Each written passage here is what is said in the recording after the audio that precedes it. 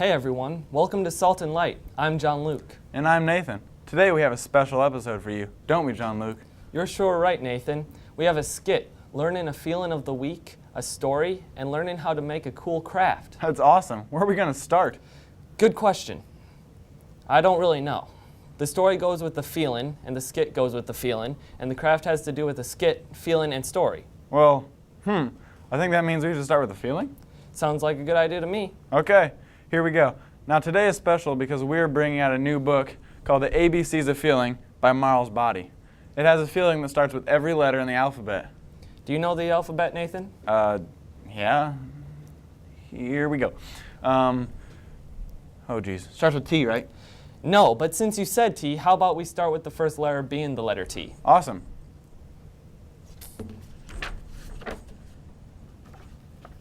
Trusting.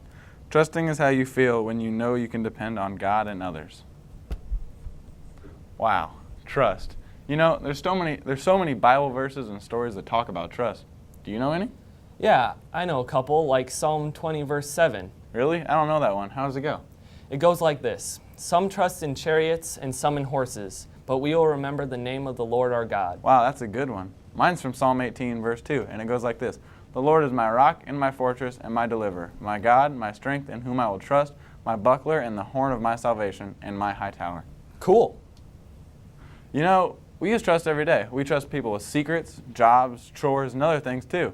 Yeah, you're right. This morning my mom told me I was going to get cold, so I should wear a coat outside.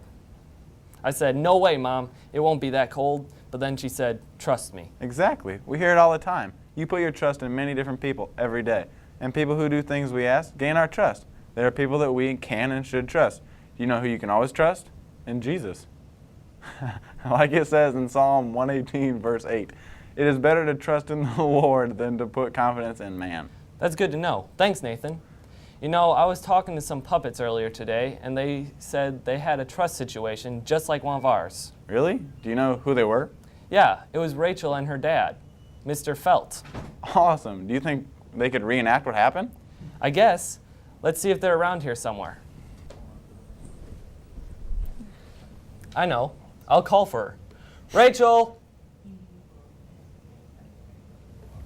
Rachel, you don't look so good. What happened? I ate too many marshmallows and now my stomach hurts a lot. I should have trusted you when you said not to eat so many. It's okay, Rachel. You know, trust is when you put your faith in what other people say. And most of the time, they've been through it before or have more experience than you do. Yeah, I guess I should learn to trust people better. Thanks, Dad. You're welcome. Wow, that was neat. Trust is used every day by lots of people. You betcha. Now, how can we apply trust to a story from the Bible? You know, my friend Ashley has a story that she can read to us. Ashley?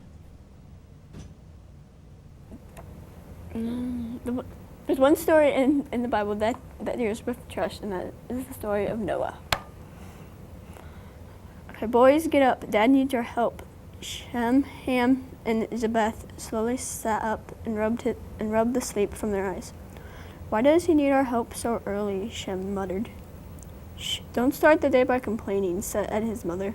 Your breakfast is already on the table.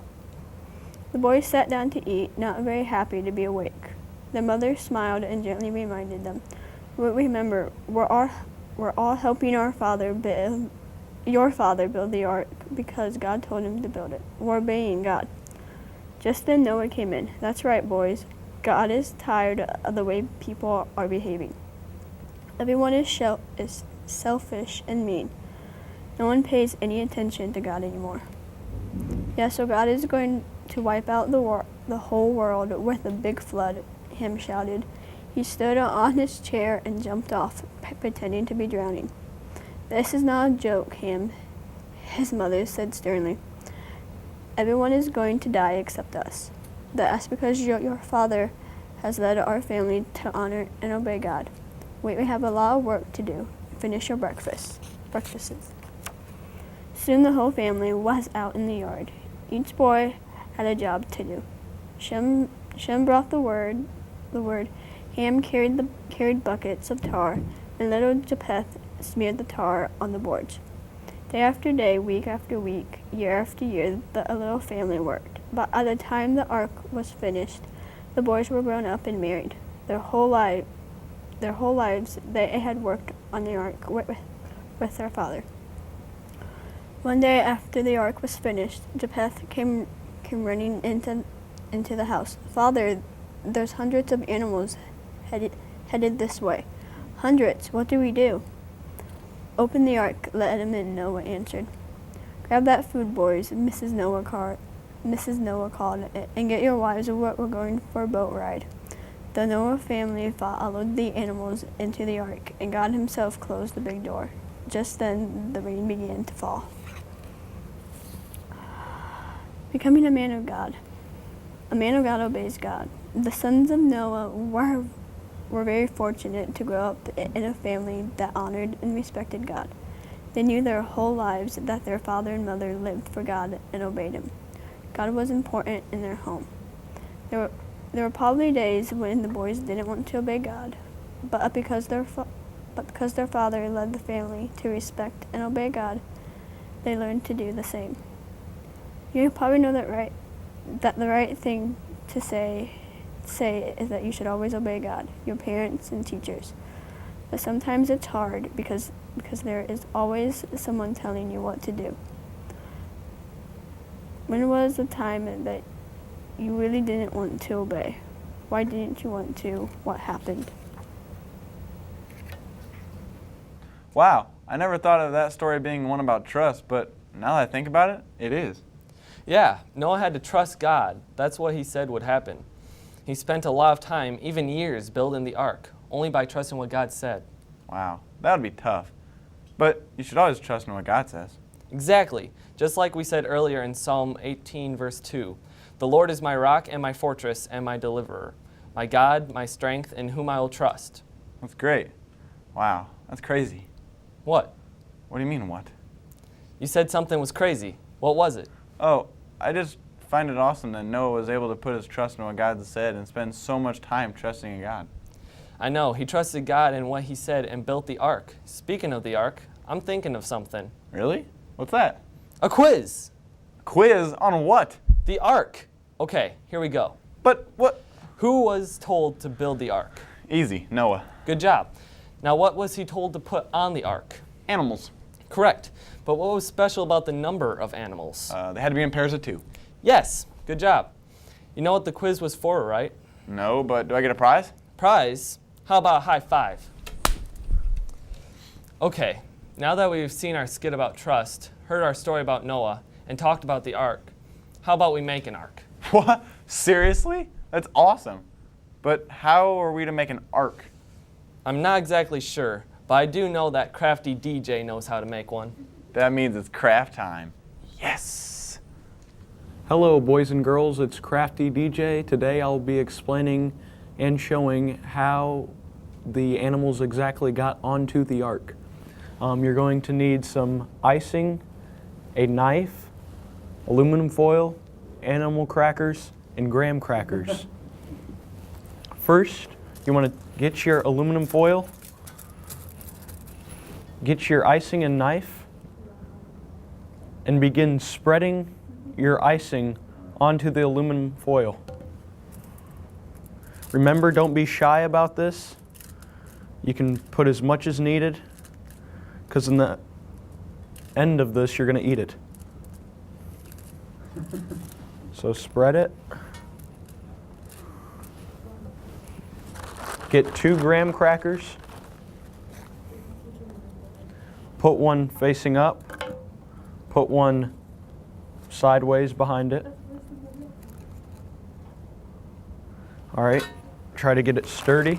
Take another graham cracker, put it in the middle so the graham cracker can stay up. Okay, got that. All right, you're gonna get your knife and icing again and spread again in front of it.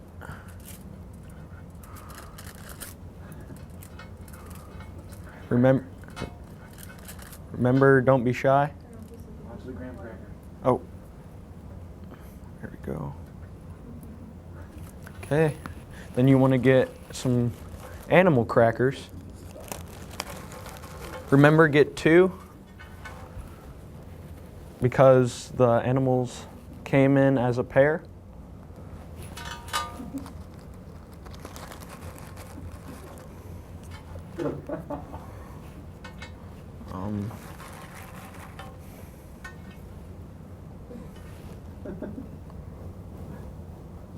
Oops.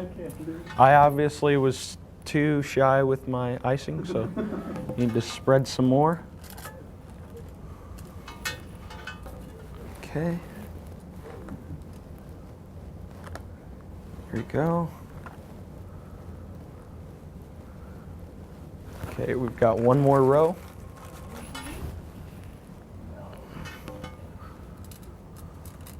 Oops.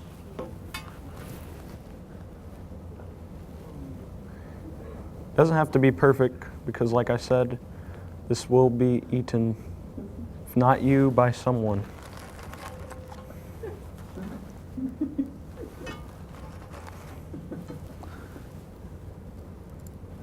Oops.